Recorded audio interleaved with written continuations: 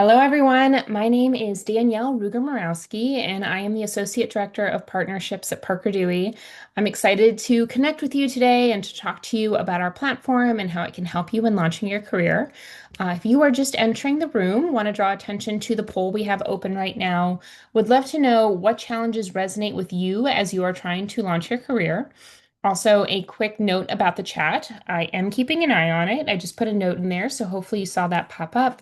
If anyone has any questions along the way, please feel free to put those in the chat. Usually pretty good at being able to keep up with them live, but if I get behind, I will catch up at the end. So with that, kind of connected to the poll, want to start by acknowledging that there are some challenges that all of you may be facing as you are trying to launch your careers and as you are trying to build experience. These challenges ended up on the screen and in the poll because you're not alone if you're facing them. These are things that we see a lot of students struggling with, from I can't afford to spend time on unpaid opportunities to I'm not sure what I want to do. Do I really need to commit a whole semester to something or a whole summer to something if I'm going to realize a weekend that it's not a fit? To I already realized that my major is not actually a fit, but I'm like a semester away from graduating. So if I'm going to make a shift, I need a way to build experience fast. Point is, there are a lot of different reasons you might be struggling, and you're not alone if you are. And that's really why Parker Dewey and micro-internships exist. So I want to take a minute now to explain exactly what a micro-internship is. To put it in short-term verbiage, it's a short-term paid professional project. These projects are short-term because they're always focused on a specific deliverable. So if you do a traditional internship or if you're hired for a full-time role, you're typically going to have some ongoing responsibilities. Maybe you're manning the front desk, maybe you're in charge of making copies, maybe you're, something that you're doing regularly. That's not how micro-internships work. With micro-internships, there's something specific that you are actually completing from start to finish. Even if it's just a part of a project, you're finishing that part from start to finish. And when you're done with that deliverable, you're done with the micro-internship. So what that means is these projects are short term, usually somewhere between 10 and 40 hours in total. So for those of you who said, I just do not have a lot of time, this is something that's accessible, especially since the majority of these projects, over 90%, are remote. I see about 40% of you in the room today that said interested or opportunities I'm interested in, they're not located near me. Not a problem with micro internships. Most of these you can do from wherever you have a Wi-Fi connection. Another hallmark of our micro internships is that they are always paid. So I see about a third of you today said, I unfortunately, can't afford to do an unpaid internship. So with micro internships, you are always compensated for completing the project, and I'll show you more about how you can see the rates for each project before you even apply. The projects are professional, and there are different definitions of that word. What we mean by it is that they are using skills or knowledge that you are reasonably building in your degree programs. And when I say degree programs, I want to clarify that this is a platform that is available to students and recent graduates of US-based accredited higher education institutions. So I see we have someone here from India. If you are an international student, hang out. Love to see it, meaning that you are enrolled in a US-based institution or have recently graduated from a US-based institution. Unfortunately, if you do not have an affiliation with a US-based higher education institution, the platform is not going to be available to you at this time. And we see projects from all different types of departments and industries. They do tend to cycle quickly, but we'll also talk in the webinar about how you can take the initiative to perhaps create your own opportunities if you're not already seeing things that align with your interests. So hopefully, while I was explaining what micro internships are, the benefits were clear, but just want to make sure it's crystal. The short-term remote nature means they're a lot more accessible than many of the traditional opportunities you may see out there.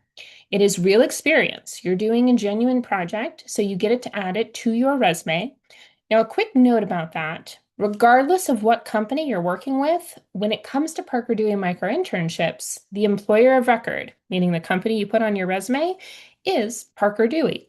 Now, if the company gives you permission and they have great name recognition, you can put the name of the company in the description, but you do need to get that permission first. And again, you need to make sure you list the employer of record as Parker Dewey. If you're selected for a micro internship, you'll also get a guide for how to add this to your resume once you complete your project. They're very flexible. Most of the work is done independently, so you can really fit it in around your schedule. Even though a lot of the work is independent, you do get most of the time to connect with a professional at the company that's posted the project. So that means you're building your network, you're making connections.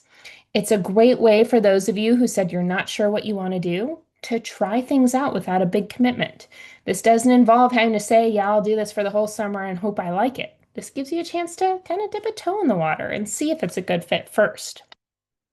The reason many employers are using Parker Dewey in particular is because they're using it as a recruiting tool. They're trying to find and maybe even test out talent for longer term roles. So while it's not a guarantee, there's a possibility that there could be something longer term waiting for you on the other side of a micro internship. And again, every Parker Dewey micro internship is paid. So I know I already dug into this a little bit, want to make sure we're respectful of folks' time, but I want to take a minute to talk about who can do these micro internships so you can determine, is it worth me hanging out for the rest of the webinar? They do need to be at least 18 years old. If you are not 18 yet, we'd love to see you back on your 18th birthday, but that is unfortunately a hard and fast rule. These are open to students or recent graduates. I often get a follow-up question asking how recent a graduate do they have to be? There is no official cutoff, but what I like to remind folks of is that most employers are using these projects to find talent that would be a good fit for something longer term. So if you are employed full-time after you graduated, you're not looking to make a switch, but you're just looking to make some side hustle money, Parker Dewey is not a good fit for you. But if you've graduated and you're still trying to find that first full-time role, or maybe you already landed a full-time role, but you already know this isn't somewhere I want to stay long term, I want to make a shift, you're welcome to use Parker Dewey. Now, when it comes to international students, we have had international students do micro internships, but it does require work authorization. And every school has their own process for OPT and CPT. And if you're registering for credit, every school has their own deadlines and their required minimum number of hours. All that to say, if you are an international student, your first step should be connecting with International Student Services at your institution. Make sure you know what your school's process for OPT and CPT are and ask for advice as to which one would be a better fit for you so you know if you have to be looking for certain things in the projects you're considering. Now, all micro interns are independent contractors of Parker Dewey. Again, we're the employer of record, and it also means, since you're independent contractors, that this is actually open to undocumented students too. So if you fall in that category and you've been having a hard time finding opportunities, this is available to you, but you do need to have a valid ITIN number. So now that we've covered what micro internships are and who can participate, we're going to spend some time on how it actually works and those tips and tricks to help you stand out to employers. So before we dig into this, again, a reminder, we, Parker Dewey, we're the platform. Parker Dewey is where you'll go to look for these micro internship opportunities. We are also the employer of record. We are not only the folks you will put on your resume, but we are also the folks that your pay will come from. And we're your support system. If you run into a challenge during a micro internship, if you're having trouble communicating with the employer, if something has come up that's going to cause you to not be able to submit your deliverable on time, if insert anything really, if you need help, we're here to make sure it's a positive experience. So with that, we're going to start digging into the platform. If you, do not already have a Parker Dewey account, today is a great day to make one because you can set it up according to our best practice recommendations during this webinar. So if this is the first time you're logging into Parker Dewey, I highly recommend getting this set up. There's never any cost to create an account. Money only goes one way between you all and Parker Dewey, and that is from us to you when you complete a micro internship. Now, if you are creating an account for the first time, some of these questions might get asked of you in a slightly different order, but I'm going to go ahead and show you things through an account that I already have, just so I don't make a million different accounts. I see someone asking, how do I benefit from Parker Dewey if you are in India? If you are not affiliated with a US-based accredited higher education institution, unfortunately, this platform is not available to you. We'll cover the education section in a minute, but you can only create a profile if you have that connection. So, unfortunately, if you are not having that affiliation, it's probably not worth you hanging around for the rest of the webinar. But for those of you who have that affiliation to a US-based accredited institution, another question. Are there UX micro internships? Yeah, we have seen those. Now, with any micro internship type, it really is going to cycle pretty quickly. So today, I don't know that I saw any in the open to all section, but we'll talk about how different students are also going to see different projects based on their institution. But to your specific question, I'm scrolling because I know we have a success story. Oh, this is a good one. Olabanji did a UX micro internship actually with Netflix. So just to demonstrate that we do have those opportunities, I just put that success story in the chat in case it's helpful. But you may not see them today. You may not see them tomorrow. You could see them tomorrow. You could see them the next day. They cycle quickly, is what I'm trying to encourage you to take away from that. So what I'm going to do now is go through the parts of your profile that you need to start looking at opportunities, like the basic bare bones. Then we're going to backtrack and we're going to talk about those things that aren't required, but can really increase your likelihood of being selected. So, obvious stuff. We need your name. We need a way to contact you. We need your location. Now, you may be wondering, didn't this lady say that most of these are remote? Why do they care about my location or my hometown? Like I mentioned before, many employers are using this as a way to identify talent for longer term roles. So most are indeed remote, but what we're looking for here is, are you currently located somewhere near their company's location? Or do you perhaps spend your academic breaks near one of their locations? So they're not looking, when we say hometown, it's not where you were born, especially if you were born somewhere, you lived there for 2 months that you don't even remember and you've never seen that place again. What they want to know is, where do you spend your academic breaks? If you do this project and we like you, could you potentially do something with us over winter break or summer break?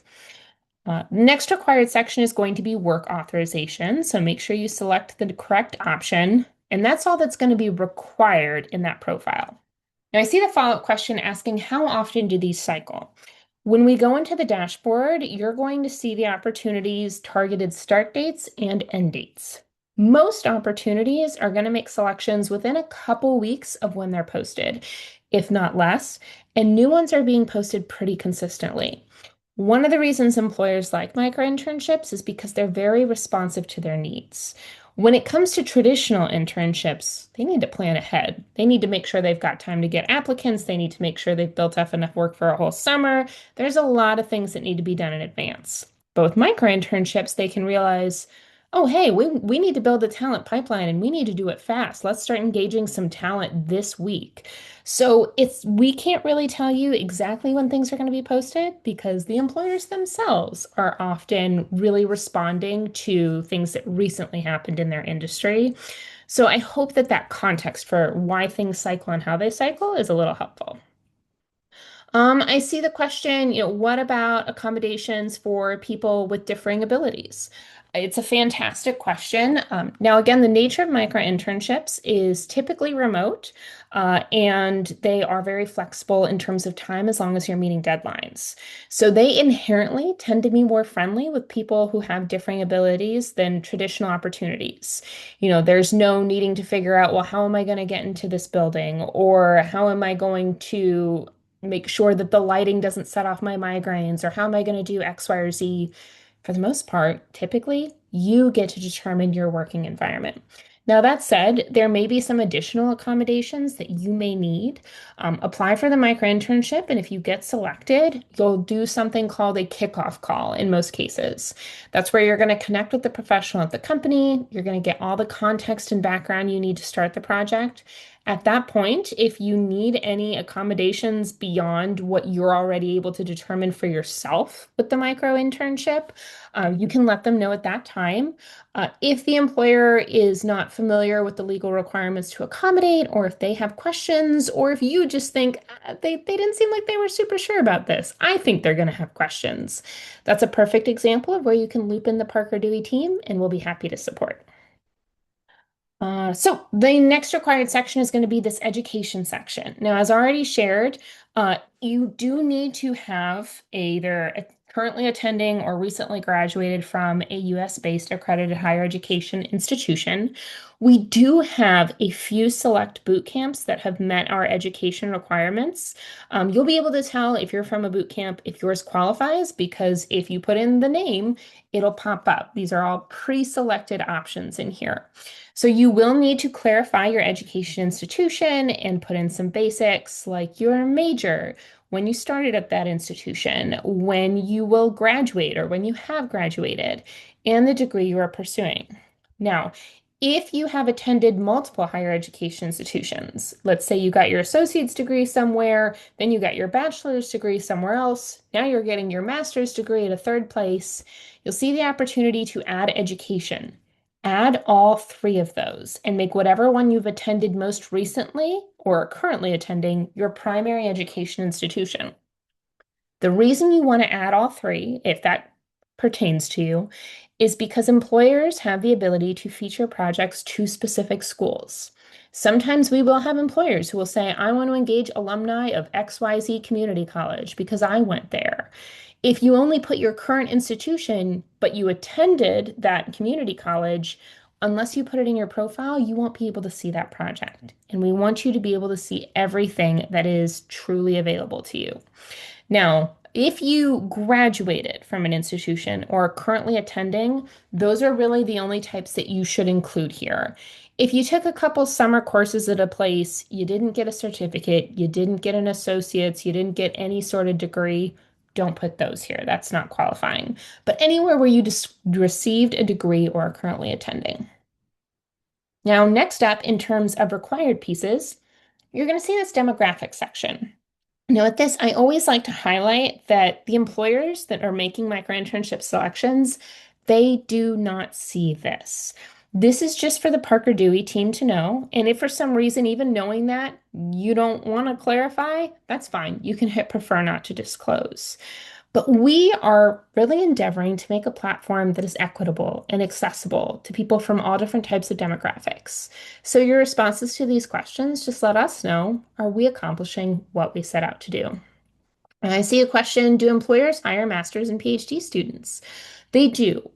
Most of the times with micro internships, they're not so much concerned about the education level. Sometimes we will see projects that say this will require master's level skills. In that case, they obviously have a preference for that talent. But most of the time, they just want to engage talent that has the ability to do the project that they're looking to have done, either because that's all they need, or more commonly, because that's a reflection of the skills they need for the longer term role they're trying to audition for. So a lot of context there, but the short answer is yes, we do have employers who will select master's and PhD students. Right. So we have covered the basics. Now, if you try to apply for projects with just that, all they're going to know about you is your name and your location and what you're studying in school, which really doesn't give them a lot to pick you over any other candidate. So that's why now we're going to backtrack and talk about some of those pieces that aren't required, but will really help you stand out better when you're applying for these projects. So one is a profile photo. You may have heard from your career center or other professionals that when it comes to your resume, you should never include a photo. And that's good advice. Listen to those friends. They've got your best interests at heart. But your Parker Dewey profile is a little bit different. Think of this more like a handshake profile or a LinkedIn profile where it is appropriate and just adds a level of personalization.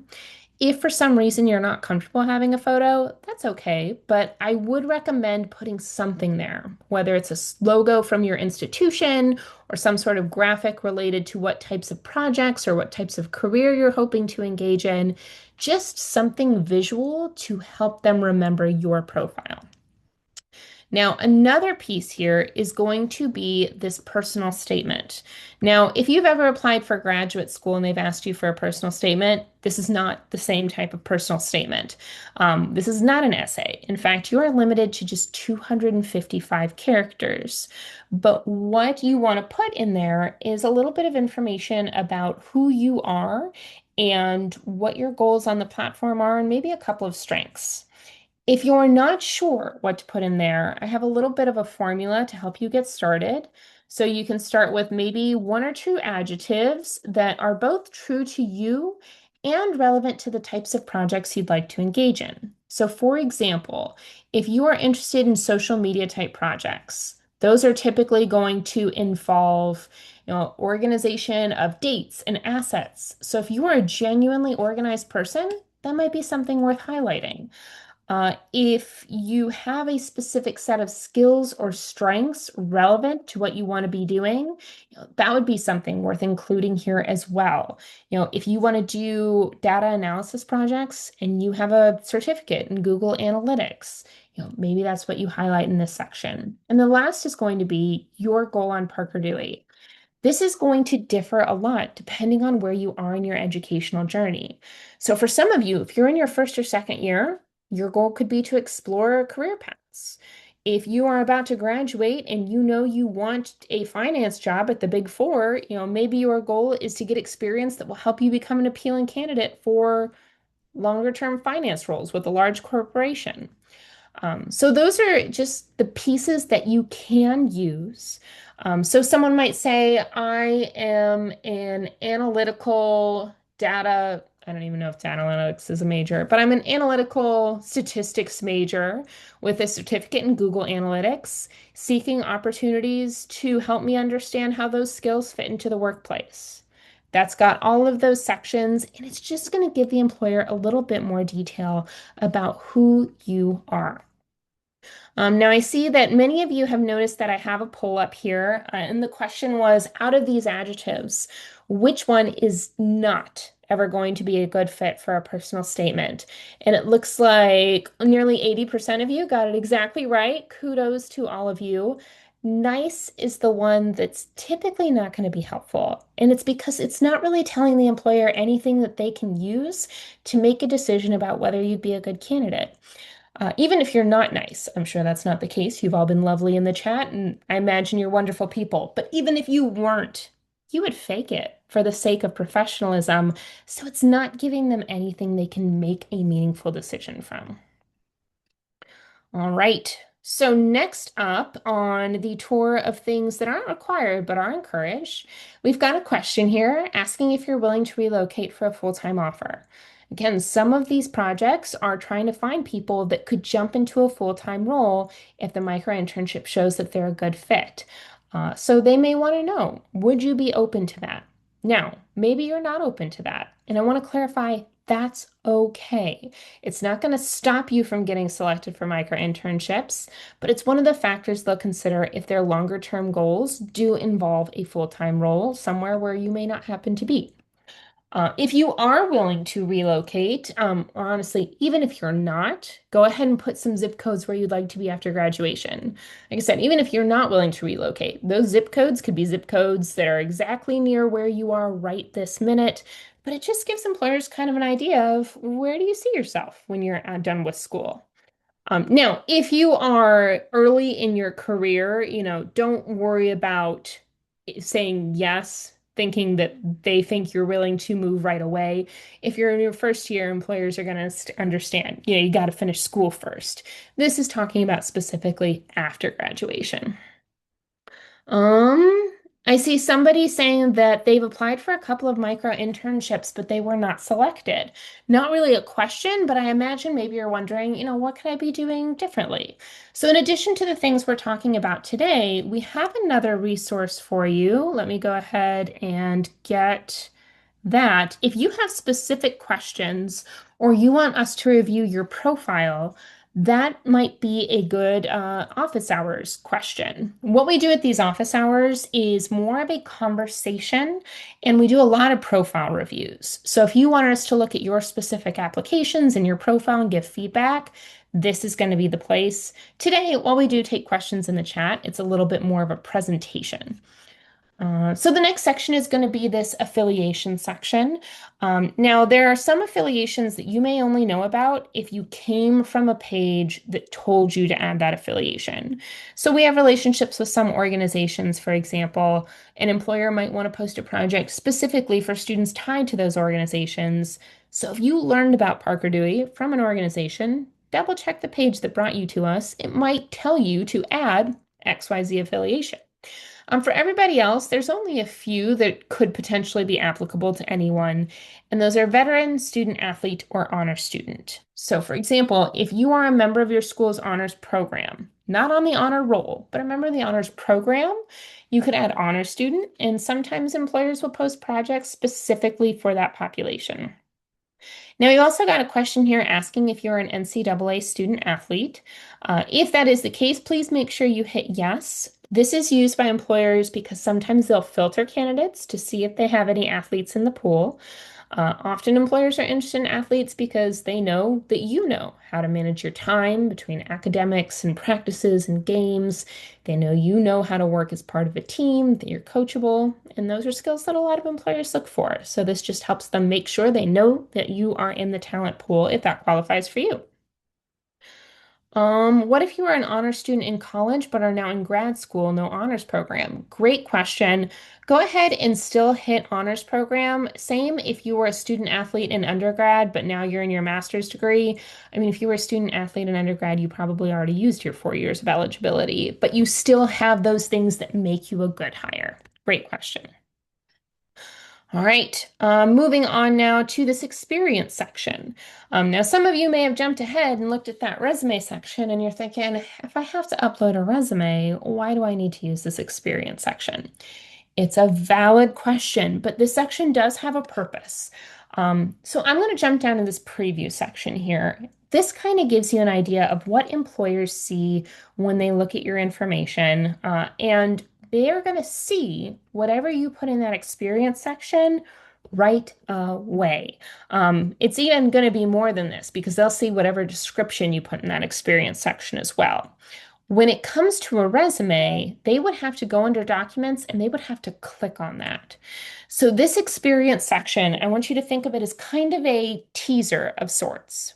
This is where you pick one, two, usually three, maybe five, if you really have that many directly relevant experiences, and use those to emphasize that you have the skills that they're looking for and that it's worth their time to click on your resume and consider you further.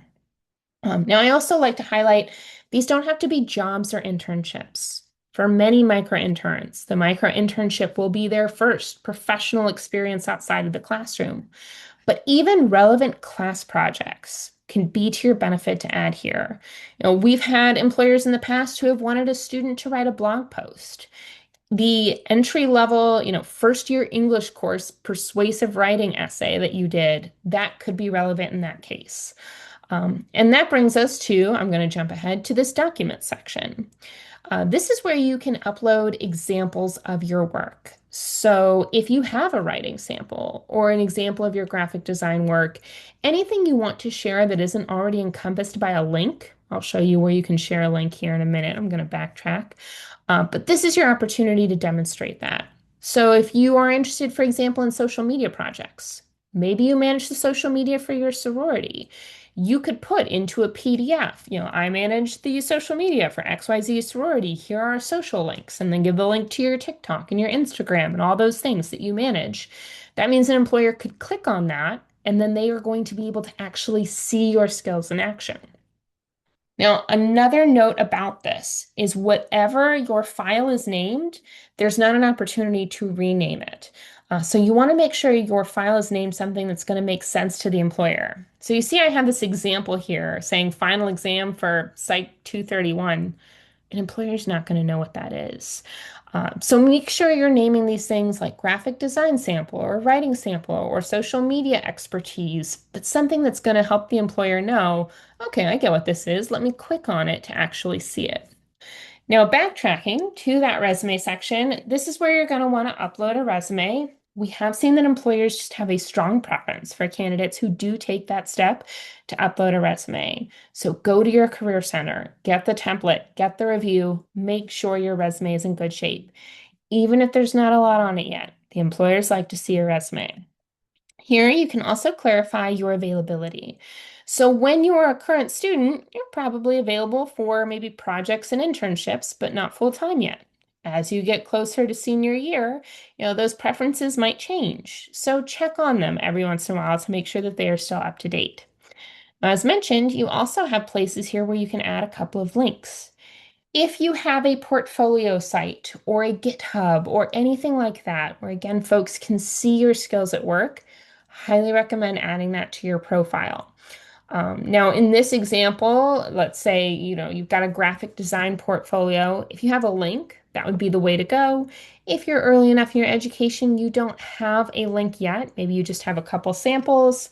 That's where you'd use that document section instead of the link.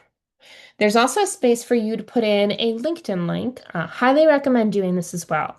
If you don't already have a LinkedIn account, it's free. It's going to make it easier for you to connect with the professionals you'll meet doing micro-internships and at career fairs and all the other wonderful things you're going to be doing. So it's just really to your benefit to have one ready.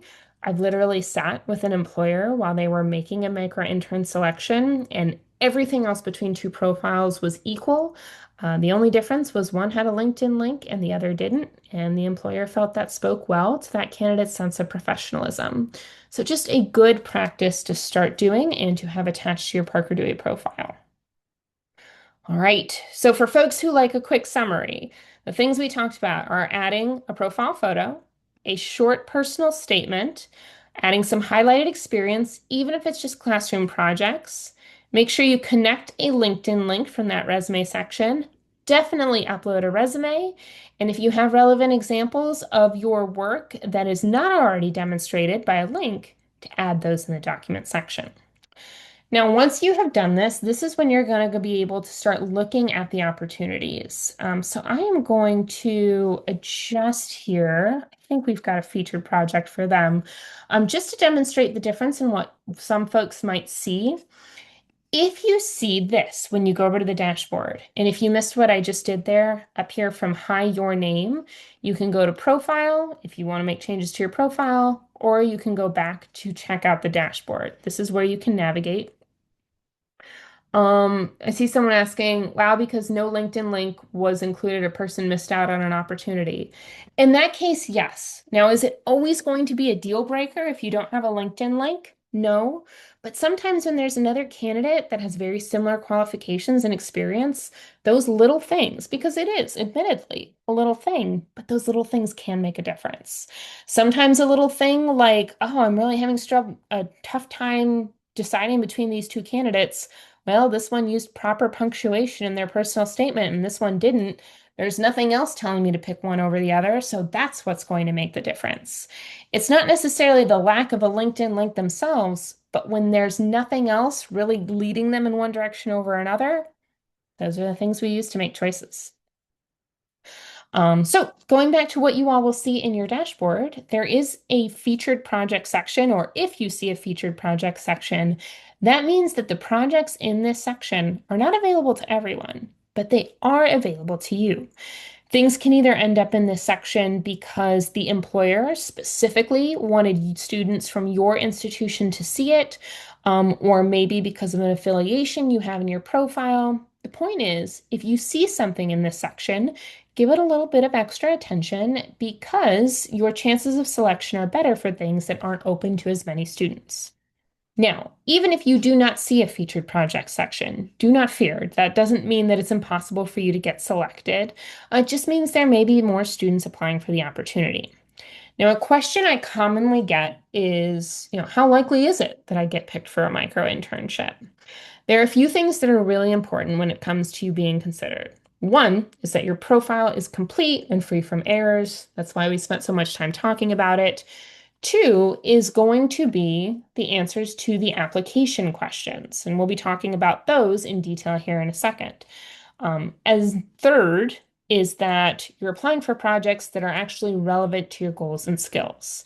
We've seen some students who will just come in and mass apply for everything, regardless of whether it's actually relevant to their goals or not. That's not a winning strategy. But as long as those three things are true, your profile is complete, your responses are thoughtful, and you're applying for things that are relevant to your goals, your chances of selection are still pretty decent. We've seen that between 5 and 10 applications for students who have all those things be true, the likelihood of selection is actually better than not, but it usually does take a few applications. Like I said, between 5 and 10 is where that significant or likelihood of selection significantly increases.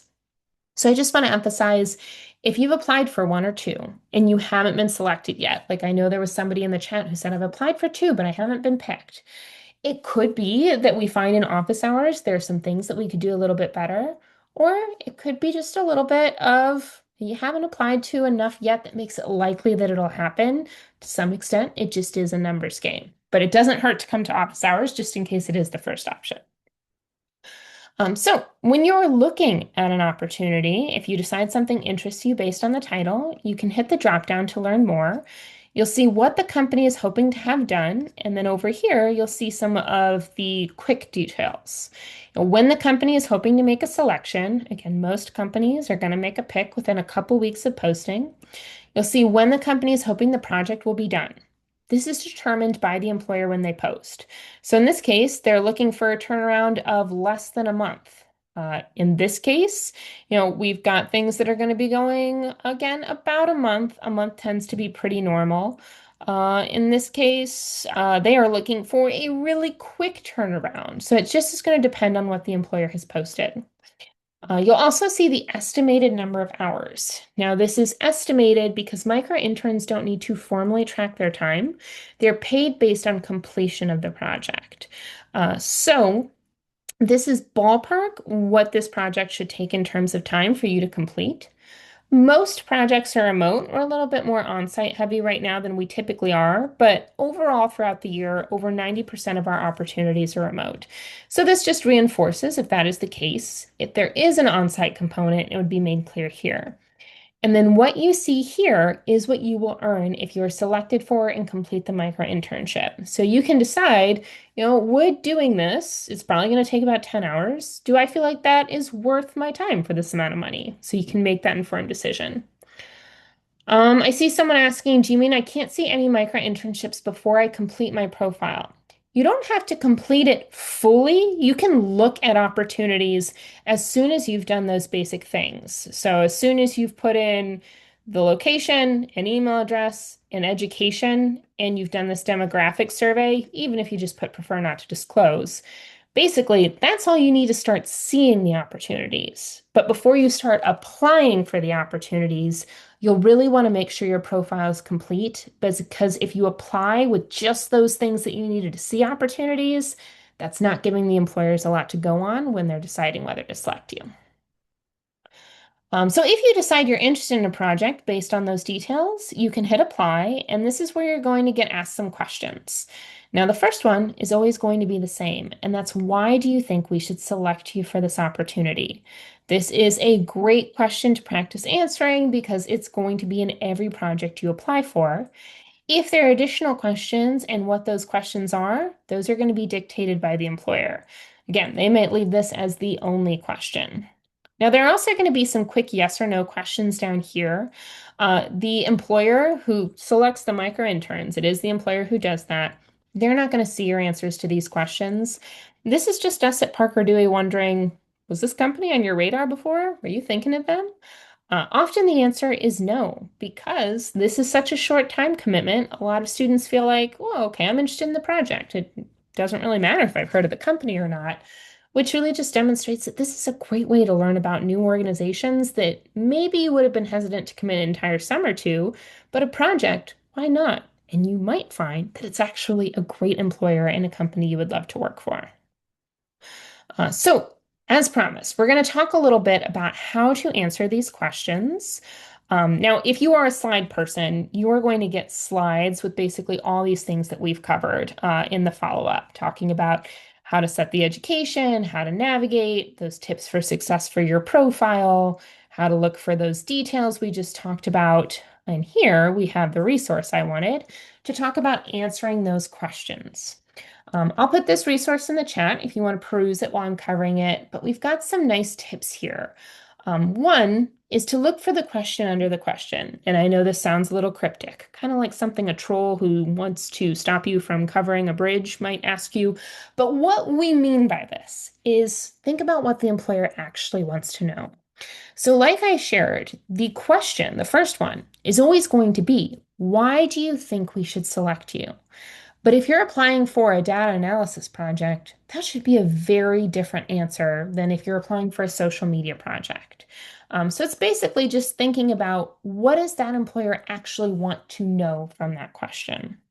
And the other recommendation is use the description to your advantage. Some projects might say they're looking for students with experience with a particular type of software. Some projects might say they're looking for students with, any other specific type of experience. But basically, if there's something about the description that made you go, "Ooh, that's me," highlight that in your response. Now, this is perhaps the most important one, in my opinion, and that is show, don't tell. And what I mean by this is whenever possible, tell a little story to help you stick out in the employer's mind. Now, if you're not familiar with it, there's something called the STAR method, and that stands for situation, task, action, and result. If you can tell a story with a situation, a task, an action, and a result, that's really going to help your odds. So here's an example. Let's imagine there's a social media project, and in the response to why should we select you, the employers get these two responses.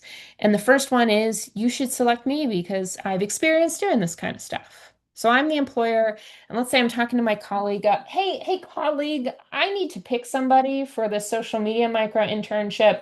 Who do you think I should pick? Colleague B. What about the one who's done some stuff related to this? Colleague A. That's literally all of them. That's why they applied. Do you have anything further for me? And scene. Now let's imagine this is another application. Now you should select me because I've experienced doing these attention-grabbing social media posts. It's the same reason, but then they followed it up with the STAR method. They gave a situation. They were the social media chair for their sorority. They described something they were tasked with. I was in charge of the social media for our fundraiser. They described the action they took. I planned a series of posts across these different channels, and they gave a result. One of the videos got record engagement and contributed to increased attendance. It's only 4 sentences, but it tells a little story. Now, let's also imagine that they created a PDF and said, here are the social media channels that I manage for my sorority, and they attach that to their profile. And let's replay that scene. Colleague A. Hey, colleague B, I need to pick someone for this micro internship. Did you look at the candidates? Any thoughts on who I should pick? Colleague B. Oh, what about the one that did those great videos for her sorority for their fundraiser? Colleague A. I saw those and I really like those too. I know exactly who you're talking about. Let's pick them. Perhaps a little overdone in terms of the acting, but you get the idea. If you can tell a little story, it's going to help you stick out in the employer's mind. Now that stated, I'm jumping ahead here to number 5. You notice it was short. It was 4 sentences. 2 to 4 sentences are going to allow you to give a reason and give a supporting little story. So don't feel like longer is necessarily better. Give a story, but keep it short. Backtracking a little bit, mirroring the brand tone. If they're using very stereotypically professional language, match the energy. If they said, yo, we need someone to make a bussin' TikTok video, no cap. Obviously, that is not my authentic language. I wouldn't apply for that project. But if it makes sense to you and that's your energy, feel free to reply in kind. And then finally, go beyond a yes or no. Sometimes an employer will ask, do you have any familiarity with Photoshop or Canva or whatever the project entails?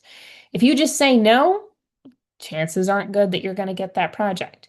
Even if you just say yes, you could go farther. Say yes and use the STAR method to describe how you've used Canva in the past. Or even if you say no, highlight transferable skills. Skills you've built using something similar that would probably apply to whatever platform they're asking you about. And if the answer is just straight no and you have no transferable skills, this is a good example of a project that maybe doesn't align with your skills and interests, or maybe you need to take some steps outside of the Parker Dewey platform to make yourself a more competitive candidate before applying to such a project. All right. So once you have applied for the micro internship, what the employer is going to see is a combination of the information in your profile and your responses to those short answer questions. And you can see above your application, they're going to have a couple of different options. Now, they do have the ability at that point to send you a message in the platform. If the project requires strong interpersonal skills, they're likely to do that. They might want to schedule a brief Zoom interview. But most of the time, they're going to make a selection based on just the combination of your profile and your application responses without any further interview process. And what that means is you have two chances to make an impression, that profile and your application responses. And that's why we have just spent so much time talking about those two things. A little bit of background on how to navigate the platform. You've already seen, going back and forth from profile to opportunities. Once you've applied, you'll see the projects in the Applied tab. Anything under active, you're still being considered. If it's moved to past, that's how you know you were not picked for that particular project. Pretty intuitive the rest of the way. Selected, completed. This completed is also where you'll have the ability to complete your post survey and also where you'll have the ability to see any feedback left by the employer. If they do message you about your application, if they have a question or if they do want to schedule a brief Zoom interview, that will show up in this messages tab. Now, a quick note again, we, Parker Dewey, are the employer of record. That means when it goes on your resume, we're listed as the employer. It also means when you get paid by us. Now, we're reviewing these opportunities to make sure everything's on the up and up, but if somehow a bad actor does get through, just a note here that nobody should ever be asking you for your social, for your address, or for anything else they need or say they need to pay you, because nobody except Parker Dewey needs those things. So just a quick safety note there. Now, once you get selected, you may be thinking, all right, I get it. I need to set up my profile. I need to submit thoughtful responses. But what happens once I get picked? You will receive the contact information for the professional at the company, and you will be prompted to set up a kickoff call. So you are going to have them as a resource to ask questions and to get context. And again, you're expanding your network. One of the things you're going to want to ask them when you have that kickoff call is, am I working with anything confidential? Now, typically, the answer is going to be no. Most companies aren't going to give the micro intern something confidential to work on. But when you agree to our terms of service, you also agree to something known as an NDA, a non-disclosure agreement. You may have heard of a non-compete agreement. That's a totally different thing. This is not a non-compete. That wouldn't make any sense. A non-disclosure agreement, however, is basically just saying that if you are working with anything confidential, you're not going to tell anybody. So just ask the employer. When they likely say no, a good follow-up question would be, is it okay then if I share this with faculty or my mentor or an alum? If they say yes, use those resources. Let the people in your life who maybe have expertise in this industry see what you're working on, see how you're thinking through it, and give you feedback so you can make your best impression. If you need help, you can reach out to the professional at the company, that's technically your supervisor, or you can reach out to the Parker Dewey team. If you are having a hard time connecting with your supervisor, or if something's come up in your life and you won't be able to finish the project on time, or just anything at all that you're not sure how to handle, the worst thing you can do is just go silent. Don't go silent. Reach out to us. Whatever it is, we'll help you figure it out. Just please don't ghost. And pay is processed once a month for our platform. So let's say you completed your project today. It's August 20th for those of you who are watching later. And the employer marks your project as complete today. That means you'll be included in our end of August payroll. Assuming you filled out the forms when you received them, pay is going to be processed at the end of the month. You'll probably see it in your bank account the first couple of days of September. Now, by that same note, if you finish your project on September 2nd and it's marked as complete on that date, it won't be ready for payroll until the end of September. So if you've done a micro internship and you're thinking, man, it's been a while since I've been paid, Parker Dewey must have stiffed me. Take a minute, think back to your calendar, look back to when the project was completed. It may just be that you completed it very early in the month, and that pay is going to be coming in that next pay cycle. I see someone asking for work completed. Are we able to have that as part of our own portfolio or showcase our scope of work completed? Fantastic question. Typically, the answer is yes, but you do need to ask the employer. Now, transparently, most of the time, I haven't heard of an employer really having any trouble with a student including things in their portfolio, but you still want to ask. They may ask you to retract client names or things like that. But most of the time, it's not going to be an issue. One of our success stories, for example, we had a graphic design student who did like 18 micro internships. And every time she asked, she said, "Is it okay if I include this in my portfolio?" The vast majority of them said, yeah. So she got paid doing micro internships that helped her build her portfolio and make herself a more competitive candidate for longer term opportunities. Now, again, we are here as you're doing the micro internship.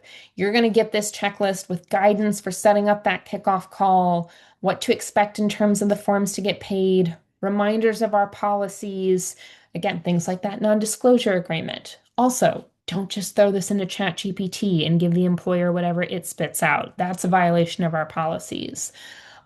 Reminders for how to stay in touch and make a good impression. Some projects are really straightforward. After that first kickoff call, maybe it'll just be a couple emails back and forth as you finish the deliverable. If the project's a little bit more complex, maybe you'll have a couple check-in calls so you can talk about it. You have an agenda here to help you reflect on what you've done, any questions you may have, and to make sure expectations are aligned for the remainder of the project. Basically, I'm just telling you, if you get selected, use this checklist. It'll help you make a better impression. And then after the project, you're going to get a very similar post-micro internship checklist. This is going to remind you to take the survey, to review any feedback you've got from the employer, to reflect on what you learned about yourself and that industry by doing the micro internship, and this is where you get that guide for how to incorporate this into your resume. And we give example on LinkedIn of how you would add it, again, with Parker Dewey as the employer record. So this is an example here. If for some reason the employer didn't give you permission to include their name in your resume, you would describe them. And we give you guidance for how to go about doing that. So in this case, a large Chicago-based platform. You could also decide, even if they give you permission, if the employer doesn't have great name recognition, it might be to your benefit to describe them instead of name them anyway. So if you did do a micro internship with a small local employer, it might not benefit you to say Ma and Pa's Flowers, but you could say a local florist specializing in gardenias. If that's relevant to your longer term goals, you could just say local forest, but you get the idea. And just to bring things full circle, these are some of those same students that we saw at the beginning of the webinar that were struggling with the same challenges that a lot of you identified in the poll, whether it's not being able to afford unpaid opportunities or needing to get experience fast or having trouble identifying what they want to do or not having transportation. You all know the challenges, you're living it. But the point is, if you are encouraged by seeing how other students have used micro internships, and for the person who asked the question about master's students earlier, this does include some master's students as well. But if you want to see how students and recent graduates from small schools, big schools, liberal arts schools, engineering schools, private schools, public schools, liberal arts majors, very tech-focused majors, we've got all sorts of success stories in here. So if you want to see how other students have done it to show that it does work, encourage you to check those out as well. So for our final recommendations here, if you didn't already set up your profile during this webinar, set it up now so you're ready when you see opportunities come through. Make sure your profile is complete. These projects tend to move quickly, so you're going to want to check in regularly, and you're going to want to make sure your profile is ready when you do see something that's a good fit. Don't wait when you see something you like, apply right away. And if you're checking in regularly and you're still not seeing opportunities that interest you, I encourage you to check out our Creating Your Own Opportunities presentation. What we do is we coach you on how to find contacts at companies you're interested in, or to how to find companies you're interested in if you're just starting from an industry of interest and don't know much beyond that. And it helps you professionally reach out to encourage those employers to consider posting a micro internship for you. For a limited time, if you find an employer that you would like to have engage you in a micro internship and they are expressing interest, you can even submit this form and we may be able to cover the cost for the employer. So typically, the employer is going to be the one that's covering the cost, but the pay comes to you from Parker Dewey. We're making it easier for the employer by acting as the employer of record. That's why it's set up that way. But ultimately, the employer usually covers the cost. But if you fill out this form and it gets approved, then that would allow you to say to the employer, hey, not only do you get a project done by me, a student who is eager to show you what I've got, but I'm also going to get paid and it's not going to cost you anything, which makes it even easier for that employer to say yes. So I encourage you to consider that if you've perhaps already made a connection with a company. Maybe it's not the right time or the right fit for an internship, but maybe there's some other project you can have them engage you on.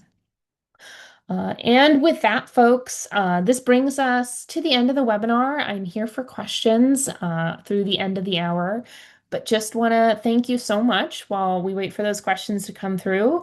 I appreciate you all spending some time with me today. I hope that this was helpful, and I look forward to hopefully having some success stories in our library about some of you in the very near future.